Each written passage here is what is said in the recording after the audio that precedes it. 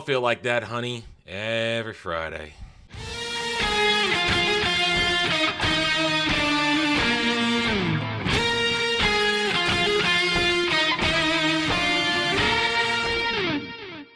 Howdy y'all, I am Adam the Renaissance Nerd, and welcome back to my review of Waste of Time Season 2, because that's what this show is. It is a waste of time. I'm going to be honest, I'm sick and tired of this. This show is frustrating to watch, not only because it's an abomination in terms of an adaptation, but these people can't act. This dialogue is terrible. The editing is shit. The costuming is absurd. Everything about this show is a waste of time. The only reason I keep doing it is because I promised you I would do this so you wouldn't have to, and I'm going to finish what I started. 2 more weeks of this garbage, then I'm done. I'm done. Thank God. Where to start with this one? There's one really book-accurate thing in this, and that's Egwene's breaking. You know, because she is captured, she gets broken. The rest of it is more, what the hell am I watching? What the hell am I looking at? Now, we're going to go through this differently than we have been, because the storylines are actually crossing each other now. I can't break it down into A, B, C, D plot and go through it. We're going to actually go through the episode, stop and talk and this and that. We're no jumping around during plots. That's how we're going to do it this week. And hopefully we'll get done quickly because, again, this is a waste of time. Waste of time. You told them all you were dead. Oh, did you think that protects them? It just makes them easier for a Charmael to get to. And now he'll turn them to the dark so he can control you. They would never turn. I thought that too once. Let's get this waste of time over with. We begin essentially where we left off last week with Egwene being captured by the Ascension. And what we're going to see here now throughout this entire episode is passage of time is once again ignored. Not only for the telling of the story, but in terms of events happening. Much later, we're going to come to that. This whole thing, this is about as close as we get to accuracy in this episode. Renna's whole breaking of Egwene. Yes, it happened over weeks in the book. No, it's going to happen over a couple days in this one where she starts to break her, and eventually, probably next week, she'll just be going. It's going to happen right away. Passage of time means nothing. Anywho, Egwene is where she was last week, captured, and goes in the cell. We get this stupid version of an Adam, and we get Renna coming in. You're a Domine now. You are now under my control. You're only going to be able to do what I tell you to do. You can't think for yourself. You're no longer a woman. You're no longer this, and it's really boring. The delivery of these two actresses is terrible. Moly has one expression. I really like this picture. That's all she's got. The Renna chick, her pacing of how she speaks is really aggravating. I'm Renna. What's your name? Are you this? I believe in treating you nicely. I mean, granted, it's supposed to be as though she's speaking to a child, but it's really annoying, and it's not entertaining. By the time we get to this scene, Egwene has been taught her first lesson that she cannot do anything. And if she tries to harm Renna, the force of the attack is bounced back at her, this and that. Now, again, there are classic moments represented in this, the hanging of the Dom and the leash on the hook, and Egwene can't go anywhere. Problem is, again, they've redone the Adam in this. In the actual book, the leash is visible. It's not some intangible, metaphysical, spiritual connection from wrist to collar. It's an actual collar, not a freaking shoulder pad thing. It's an actual, just a collar with a leash on it to a bracelet, a wristlet, whatever. And that's what they hang on there. No, now you can't have women's being held by leashes, can ya?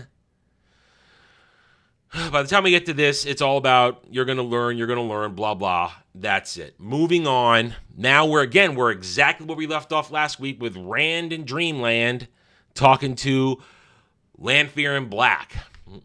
Why is Lanfear in black? Dunno. She's supposed to be in white. They're retards. They don't understand any of this. We basically have a nice little villain speech from Lanfear. Oh, you're here now. Oh, you showed up. Oh, what are you going to do? You think you can fight me? This whole scene is retarded. One, because it doesn't really happen. And this is not how Lanfear behaves with Rand.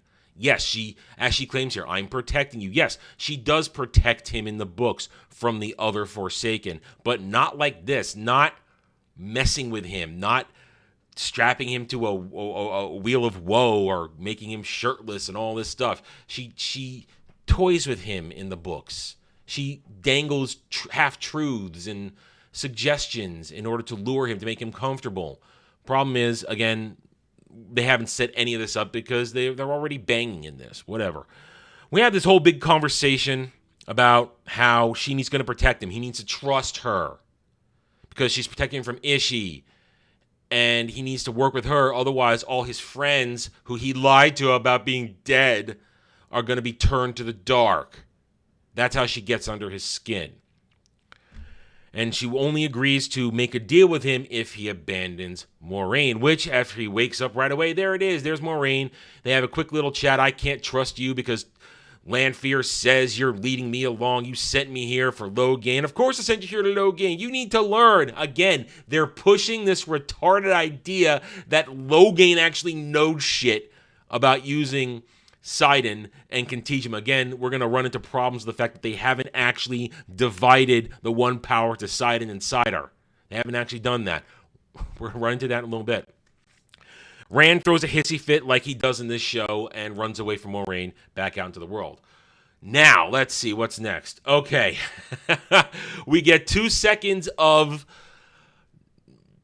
crybaby Matt and 40-year-old Asian Min arriving in Cairhien. They arrive. Min's having second thoughts about betraying him. Oh no. What's he going to do? Nothing. They just arrive, and honestly, I can't understand half of what this new Matt says. He really bobbles his words. His accent is really thick, and I'm usually pretty good about accents. I have a hard time understanding what this bloke is saying. Then they're there. They wander around. Blah, blah, blah. That's it. 2 seconds. We'll get more of Matt later as he cries some more. Again, we're rushing through this because, again, this is what's happening. Nothing's happening. People are talking at each other and arriving in places. That's waste of time. We are now, again, we're still in Cairhien, and now we're with Nynaeve and Elaine, who are bickering with each other about what to do. Oh, look, Nynaeve's actually showing some backbone. Don't worry. She's going to be meek again really soon. Don't worry. They're bickering so loud, Black Waterman comes back up along with Black Yellow Aes Sedai to tell them to be quiet. It's okay. Now here, last week I made a mistake. Last week I said that this was a made-up Aes Sedai. No, she actually is a real Aes Sedai. She is one of the captured Aes Sedai by the Ascension. The reason I'm confused is because this isn't how she enters the story. And of course, I'm never going to remember all the goddamn names in Robert Jordan's books. Sorry, not that hip to remembering them all. But she's apparently one of the captured Aes Sedai that Egwene meets later on when she's on there. But this is how she's going to be captured. Again, everything, that's a problem with waste of time. Everything's done out of order. So for somebody like me who's expecting things to go a certain way, I make mistakes because I get confused when they move pieces around on the board. She comes up, tells them it's okay that you're begging, blah. We have to be careful. We have to work together to unlock the secrets of the Adam. But we have to do it carefully because the Domine, whatever I always said domain. That's how I always said it. Robert Jordan, you were brilliant. Rest in peace. But your pronunciations are shit. Why? I shouldn't need a goddamn appendix to go and pronounce everything. Anyway. She tells him we have to work carefully because the domine, whatever, they can sense when we're channeling. We have to be careful. There. That's it. Here again is what I freaking predicted ages ago. Again, we are now back with Leanne Chinny Chin Chin. She's busy crying over her dying son, her 90-year-old dying son. I'm sorry, I was so far away. See, they're trying to make her sympathetic, guys. She's only Black Aja because she wanted to save her son. You have to feel for her. In comes out of nowhere, though, Lanfear. This is physical Lanfear, not Dreamworld Lanfear with the short hair. Physical Lanfear walks in. We get this nice, big, whamming speech about how Leanne Chinny Chin Chin was... And then we have to remember, this is a meaning of jaws and chin right here. There's so much jaw and chin in this room, I don't know if I can handle it. I might have to run away and question my masculinity because these women have bigger jaws and chins than I do. Okay? I'm very afraid right now of my masculinity. I have to let you know that. I'm intimidated by women's with big chins and jaws. So Jaw 1 and Jaw 2 have a conversation about how men do women wrong. Poor Leanne Chinny Chin Chin was done wrong by men, made to marry before she could even bleed. Just got to get that in there, don't you? Made to marry before she could even bleed. Made to bear a child she didn't want, but then loves. Oh. Men are terrible. I'm going to do the only thing for you, says Chinny Chin number 2. I'm going to do the only thing for you that a woman can do. I'm going to kill your son and keep you on the road to darkness. You don't have to serve Ishi, you can serve me. There's many roads into the night, but you can't avoid your fate, Leanne Chinny Chin Chin. So she kills her kid, and Leanne Chinny Chin Chin probably says, I'm going to do what you say, because part of the 3 black oaths is you have to do whatever Forsaken tells you. You cannot disobey a higher-ranking dark friend. There. That's it. Right, back to Cairhien, where, and remember, Leandrin right now, I'm going to remind you, in this moment, it's only, what happens in this episode, it goes over a couple-day period, maybe 2 days, 48 hours. Leanne Chinny Chin Chin is in Tar Valon here. Remember this, she's in Tar Valon. Yes, she took the ways to get back there, but when we see her again later, she did not take the ways to get there. Just remember that. Back in Cairhien, we are with Lady Surath and her no eyebrows. I just realized that's one of the off-putting things about what they've done to this chick. They took off her eyebrows. It's really weird. That and her hair. She's throwing a party with her fellow sentient nobles, talking about, my power is measured by my domain. Oh, here is, Lord Turok doesn't have as many as me. And they all laugh. Here comes Loial with tea, and they make him dance like a monkey, essentially, by showing off his tree singing, his wood shaping ability. See, now, for the first time, we get to look at Loial's special talent, where he can sing and shape the wood. But the way this is introduced is retarded, because guess what? He was never captured! He was never a prisoner of the Sentient! Neither was Ingtar. And this whole thing is done so that when they leave, we can have a conversation between Ingtar and Loial, discovering that the box with the horn and the dagger is being kept in a very unguarded space in Lord Turok's and High Lord Turok's house. They don't seem to want guards. They're all pretty safe amongst themselves, so we have to figure out a way to break in there. Again, this show is now maneuvering people to be where they're supposed to be according to the story in the book, but it's all done by the wrong characters and all done out of order, this and that. Because remember, Ingtar, Loial should be with Rand and Matt and Perrin and the rest of Shienarans and Huron tracking the dagger as a group. Separated, but back together when we get to Falm. Not in this one, no. So this is how we have to find out where the horn is. And somehow, Rand's going to find out after next episode. Because next episode, that's a doozy what's coming there. Right. Egwene gets tortured some more. The end. She gets tortured some more. She has a vision of trying to beat the crap out of Rena with the water jug and then gets beat up for that, twisting in pain. Then she looks out a window long. It's a lot of boring talk about, you have to understand, you can't attack me with anything you consider a weapon. You'll never hurt me. You're my slave forever. But we can work together. It's boring. It's pointless. Let's get done with it.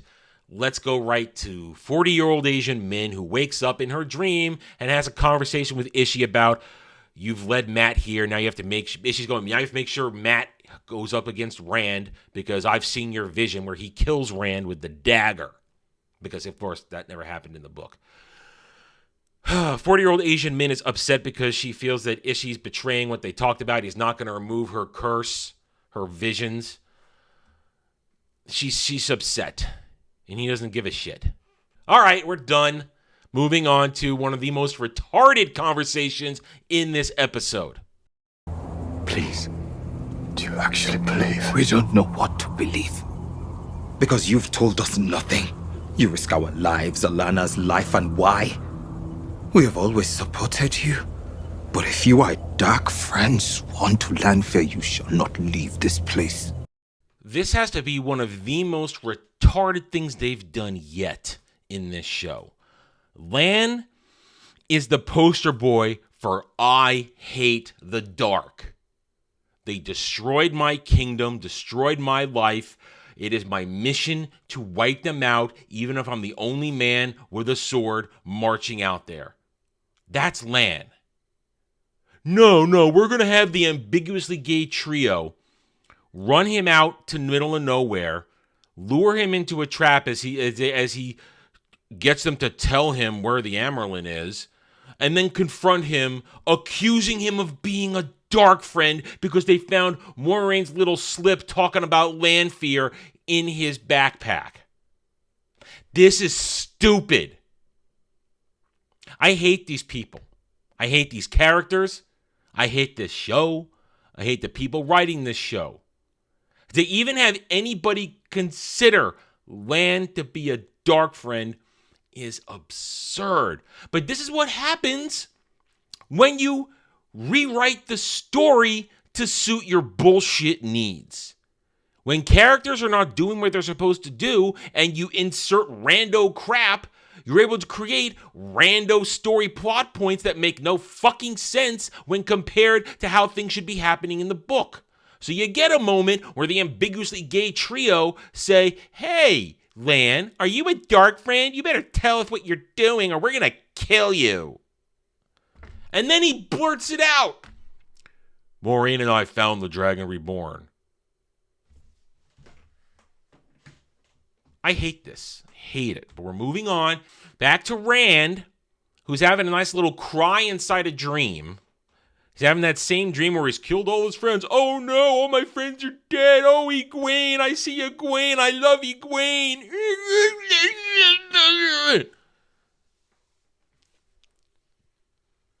Has a nice little cry. Here comes Ishii. Maybe Ishii wants to have gay dream sex with him because that's what he seemed to want to do last week. Ishii tries to taunt him. Oh, your friends are going to turn to the dark. You could have stopped it. No. Lanfear comes in, shoos Ishii away, goes back to mind-fucking Rand about, you need my help. This is the dream world. I can take you anywhere. You want to go see somebody you love? I can make you see anybody you want. Anybody. He looks at dead Egwene. Anybody. So again, we're still pushing that Rand is in love with Egwene. Once more in this show, all the proper players have been introduced that should be a part of Rand's love life. Min, Elaine, Aviendha have all been introduced, but out of order in wrong places and with improper first meetings. 40-year-old Asian Min last season met Rand. We don't know if she saw herself getting busy because that's what Min knew would happen when she first met him. Rand has never met Elaine like he should have in Cairhien in the first book, in the first season, but they didn't go to Cairhien because they didn't follow the first book in the first season. And Rand hasn't met Aviendha yet, but Rand should already have a little dingy-dingy in his pants when he thinks of Elaine. He should also somewhat be attracted to Min as well. But no. We have Rand deeply and madly in love with Mole Egwene. Because I guess that mole is hypnotizing or something or other. I don't know. But we've got that going on. So, of course, he has a crybaby hard-on sit-fest for her. Can I see anybody? Sure. Lanfear teleports them into Egwene's dream, which is kind of dumb at this point because we're not at the point where Egwene's even coming close to being a dream walker. Whatever. Egwene wakes up in the dream, sees Rand. Rand, is that you? Rand, is that you? And then Lanfear disappears them. Convinces then, after Rand is making simp face over Egwene, Lanfear convinces him to help her to do whatever she wants in order for him to save Egwene, who's been captured by the Ascension. So now she's going to send him to Falm. That's how Rand gets to Falm, everybody. Not because he's in his actual storyline working with the group to get the horn and the dagger, because that's the whole point. He wants to get the dagger to save Matt. No. Rand is going to Falm to rescue Egwene because he's a simp for her. Let's forget the fact that he does actually want to save her when he finds out she's there, but doesn't get the chance because the others take care of it first. He doesn't break from mission there. He's going for the horn and the dagger. Doesn't have time for that shit.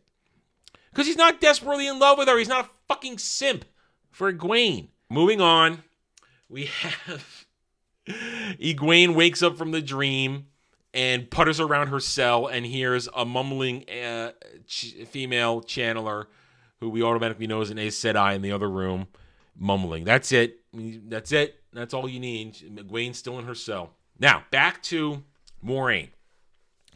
Moiraine, in her family drama, mama problems, is writing a letter to Swan. And this is important. Just for a moment, I'm going to digress. I know. Last year, or last season, as it were, not last year. Last season, I received a little pushback when I said that Moiraine was stilled. Everybody told me, no, Ishii just cut her off from the source, tied her or not. Well, according to the show right here, Moiraine says, I have been stilled. Okay. So am I right? And are other people wrong? Or is the show retarded and they don't know what they're doing? Confusing what looks like tying off from the source with stilling. I don't know. It's retarded. Moving on. Just food for thought. I might be right and she might be stilled. Everybody else might be wrong. Or the show might also just be retarded and show the action of tying off and saying it's stilling. Right. Moiraine sitting there trying to write her letter to her gay lover. Because remember, she's gay. She's gay in this, guys. And so is Swan. They're not both heterosexual with eventual partners that they end up with. Because Tom, where's Tom? Who's Tom? Who's Tom? I don't know. Who's Tom? In comes her nephew with a ham sandwich and says, hey, would you like my ham sandwich? I know you used to love it. Tells a stupid story. She brushes him off. And then in comes a younger, older sister to yell at her about being horrible. Demanding that you need to get out of this house. It's mine. You are no longer welcome here. Moiraine then goes, I'm the oldest sister. I'm the real power of the house. I will make you leave. It's my house. No, you're just like mother. You're not kind like father. Father, who to his dying breath just begged you to be here, but you couldn't be bothered. Again, freaking family drama Moiraine storyline that doesn't exist in the books. Why are we doing this? It's making me crazy. I'm losing my mind. Anyway, Moiraine then sits down, has a nice cry, and writes her letter to Swan. I'm losing my mind. Oh, moving on. As I said, we would return to Lan. Lan technically, but first we start with the Amyrlin, who's on her way back from Camelin, I guess. Now, now we are Tower of Amyrlin to Camelin. That's not a long hike. It's not a big hike. It makes sense that Land and the ambiguously gay trio have caught up to the Amyrlin, where they're here to deliver the news of what's going on. That's it. It's retarded and nothing. We are now here again. They are pushing the retardation that Logain can teach Rand anything. We are not going to get Asmodean. I don't think we're going to get Asmodean. I don't. They haven't set up. They haven't even. They've just mentioned the boys last episode with the Forsaken. There are several male Forsaken. Asmodean could be one of them, but I don't think we're going to do it because Logain's got to teach Rand how to use the one power. They have a really dumb conversation where Rand convinces him by saying, don't you want Don't you want to affect the world? You thought you were going to save it as the dragon. Don't you want to affect it? Don't you want to just prove those Aes Sedai wrong, prove those women's wrong, and teach me?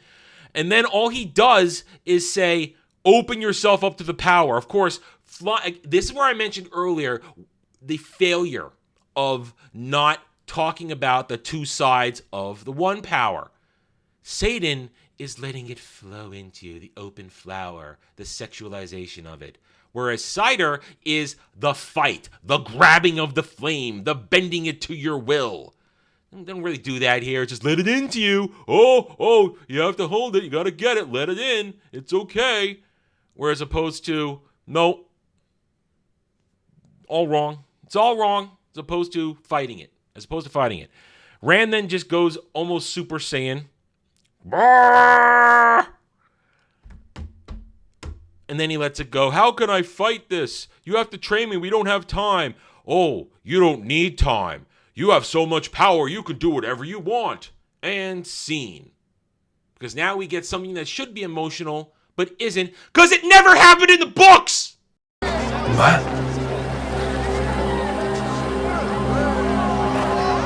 Quick!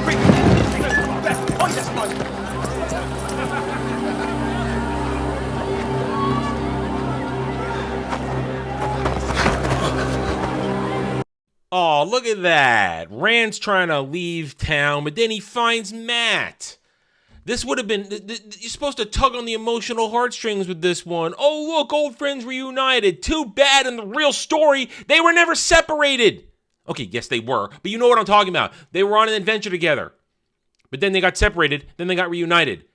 Rand's whole purpose, to find the dagger to save Mat, not simping for Egwene. They hug it out. Mat has a good cry. Now, for the sake of editing purposes, I'm going to skip ahead a scene. They're talking about what Rand is doing here, where he's been. Rand explains, I pretended to be dead. So, because I thought I had to protect everybody, but it turns out I just put them all in more danger. Now I have to go save Egwene because I have an eternal simp hard-on for her. Mat agrees to go along. I'll go help you. We're going to go together. Let me go get my stuff. I'll be right back.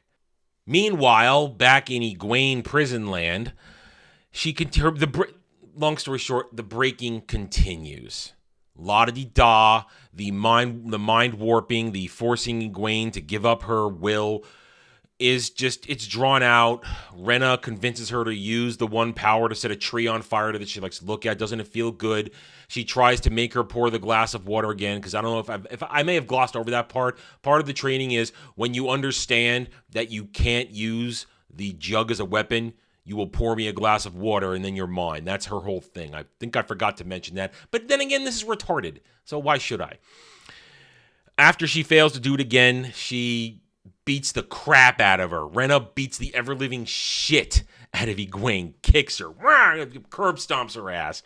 Did I say Elaine? I meant Egwene. Leaves Egwene bleeding on the ground, wah, cry.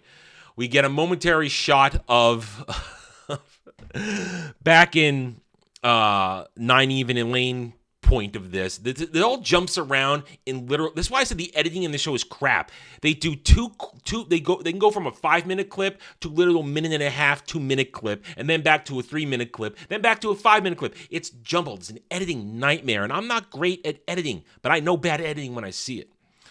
We have a momentary thing with Nynaeve, Elaine, and Yellow Sister, who should have already been captured, talking about my sisters died for getting the soul, the Adam. I keep wanting to say soul, Adam.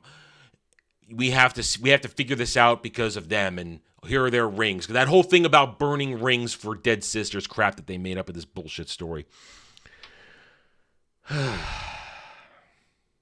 Mat has left Rand to go collect his stuff. He finds 40-year-old Asian men drunk on the floor. They joke a little bit. Hey, I'm going to be leaving now. I'm sure you'll find good bar stuff. Got to go help my buddy Rand go save his girlfriend that he simps for. Min admits in this moment, I've lured you here because Ishii wants you to kill Rand with the ruby dagger. Mat makes a bunch of scrunchy faces. I trusted you. You were my friend.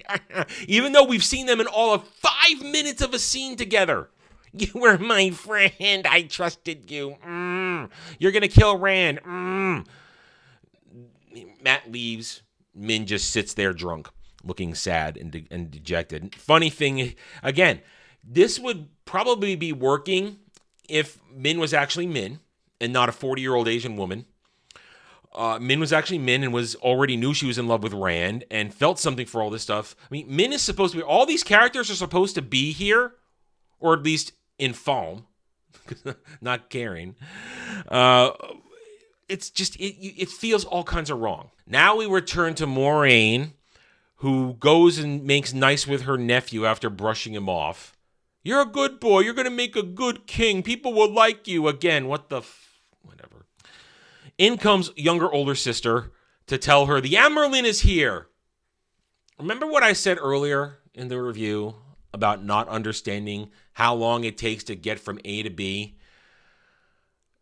If this was just, it literally was the night before, and the Amyrlin was on her way from Cairhien back to Tar Valon. Liandrin was in Tar Valon. Lan was over there too. In apparently a single partial part of a night. Because, again, everything as we see it in this episode seems to be happening at the same time. There's no justification, no information given that all these events are happening at different points in the time, unlike the book, which makes it pretty clear when things are happening. Suddenly, the Amyrlin and 14 sisters have arrived, including Lian Chinny Chin Chin. Wow, you got there fast. Gotta love fast travel. I know I do when I play a video game. It's fantastic.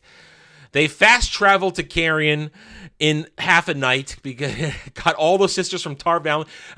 The Amyrlin wasn't even in Tar Valon. She was halfway there from what we can sort of understand. Yet she managed to get a message to Tar Valon to get 14 sisters there and herself there, all there right at the right moment. Wow. Again, fast travel. Gotta love it.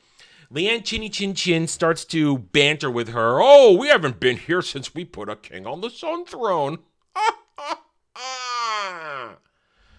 Amyrlin says, shut up.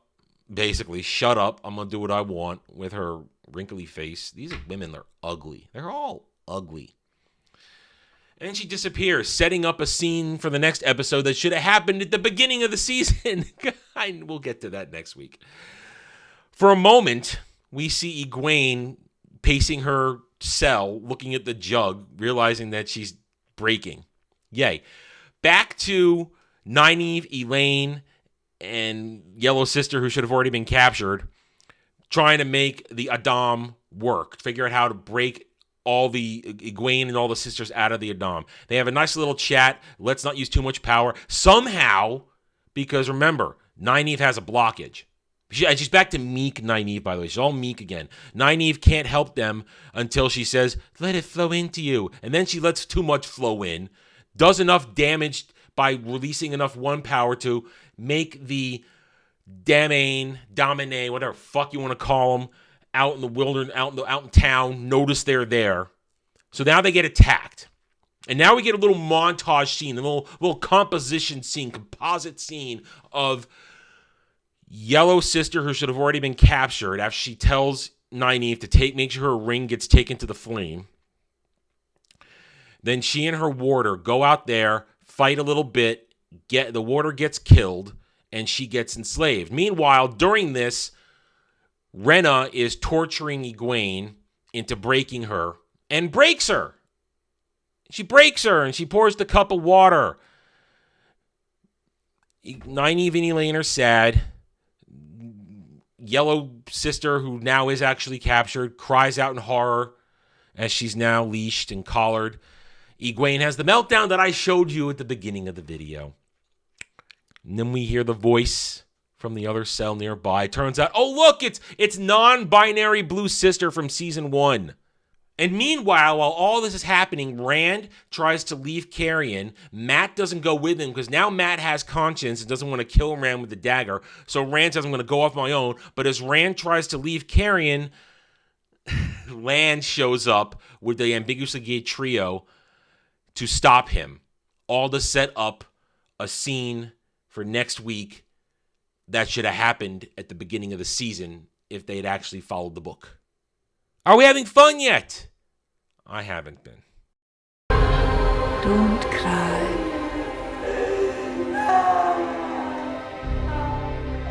You lasted longer than I did, child. And I was a sitter of the blue azure. Next week, we get Rand and the Amyrlin coming face to face. A scene that happens in the beginning of the Great Hunt, not near the end.